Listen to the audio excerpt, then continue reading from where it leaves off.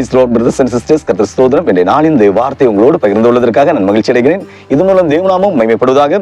தேவன் நமக்கு தந்திருக்கும் இன்றைய நாளின் தேவ வார்த்தை 2 புஸ்தகம் 20வது அதிகாரம் 15வது வசனம்.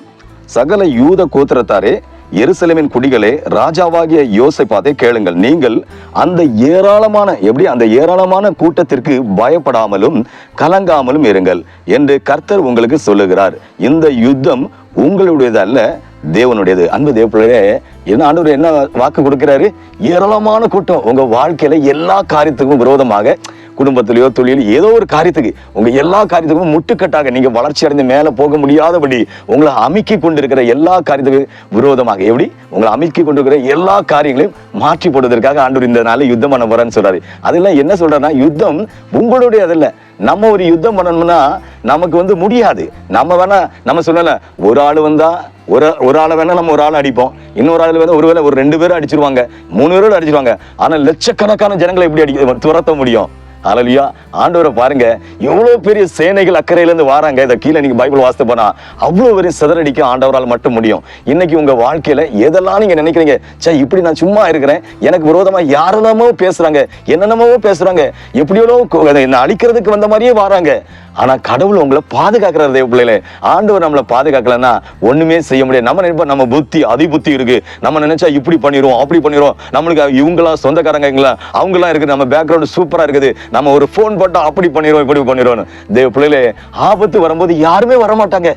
யாரெல்லாம் ஒரு சில நேரம் அது வித்தியாசமா சொல்லலாம். ஆனா யாரும் சொல்ல போனா 90% யாரும் வரமாட்டாங்க. நம்ம தனியா தான் நிற்போம். அதான் நம்ம முதல் தனிமையா இருக்கும் போது ரொம்ப யோசிக்கணும். யாரும் மனுஷரை நோக்கி போக கூடாது, ஆண்டவரை நோக்கி பார்த்துட்டோம்னா ஆண்டவர் மனுஷருக்கு கண்களை தயவு கிடைக்க உதவி செய்வாரு. எல்லா விஷயத்தையும் நம்ம ஜெயித்து கொடுப்பாரு. ஏன்னா நம்ம யுத்தம் பண்ண முடியாது, நம்ம யாரும் ஜெயிக்க முடியுமா?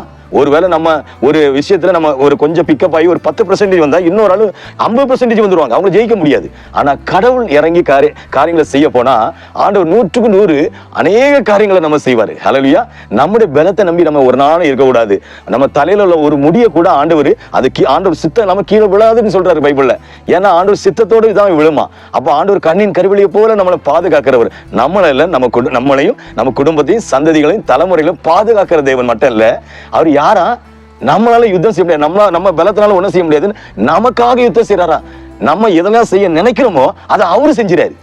அப்போ என்ன செய்யறது? நம்ம சும்மா மட்டும் இருந்தா போதும். நம்ம ஒழுங்கா தேவ சமூகத்துல கடவுளுக்கு பயந்து வாழ்கிற இறை பக்தியை நம்ம பிள்ளைங்களுக்கும் கற்றுக் கொடுக்கணும், குடும்பத்தாருக்கும் சொல்லிக் கொடுக்கணும். ஹல்லேலூயா. அது சரியா வாசித்தீங்கன்னா பாருங்க, கீழே கேளுங்கள். நீங்கள் அந்த ஏராளமான கூட்டத்திற்கு பயப்படாமலும் கலங்காமலும். எதை குறிச்சு பயப்படாதீங்க. உங்களுக்கு விரோதமா மலை மாதிரி வாராங்க, ஐயோ இவங்களை நம்மளை எதுவும் பண்ணிடுவாங்களோ, ஐயோ நம்மளோட பிக்கப் ஆகி அவங்க மேல போயிட்டு வராங்க, நம்மளோட அவங்க ஏதாவது செஞ்சிருவாங்களோ, நம்ம கீழே தள்ளிடுவாங்களோ அப்படின்னு நினைக்காதீங்க.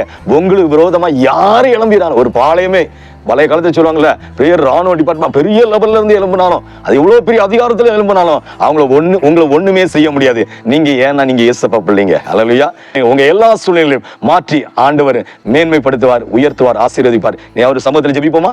ஜெபம். ஆண்பின் தகப்பனே, பரலோக ராஜாவே, பரிசுத்த ஆவியானவர், இந்த அருமையான வேளையிலும் ஏராளமான கூட்டத்திற்கு பயப்படாமலும் கலங்காமல் இருங்கள் என்று கர்த்தர் சொல்லி ஆண்டவரே நீர் வார்த்தை கொடுத்திருக்கீங்க. யுத்தம் உங்களுடையதல்ல, தேவனுடையது நீ சொன்னீரப்பா. இந்த நாளிலும் ஆண்டவரே, இந்த செய்தியை பார்த்து கேட்கிற தேவ பிள்ளைகளுக்கு விரோதமாக எழும்புகிற எல்லா போராட்டின் ஆவிகள், மனுஷிக சக்திகள், அந்த காலத்தின் வல்லமைகள், விழுந்து போன ஆவிகள், பலவீனப்படுத்துகிற ஆவிகள், பிசாசின் தந்திரத்தின் வல்லமைகள் எல்லாம் இயேசுவின் நாமத்தில் நிர்மலமாக்கி போடுகிற தகப்பனே, ஆவியானவர் இரக்கம் செய்வீராக. இந்த ஜனங்களுக்கு ஆவிக்குரிய கண்களை திறந்து கொடுப்பீராக ராஜா. மாமிசம் பலகீனம் உள்ளது, ஆவியோ உற்சாகம் சொன்ன தேவன், உற்சாகத்தின் ஆவியை கொடுப்பீராக. இந்த தேவ பிள்ளைகளின் வாழ்க்கையை ஆண்டவரே மேன்மைப்படுத்தி உயர்த்தி ஆசீர்வதிப்பீராக என்று இயேசுவின் நாமத்தில் ஜெபிக்கிறேன் ஜீவனுள்ள பிதாவே. ஆமென், ஆமென், ஆமென். ஹல்லேலூயா, ஹல்லேலூயா. உங்களுக்கு இந்த வீடியோ பிடித்திருந்தால் சப்ஸ்கிரைப் பண்ணுங்க.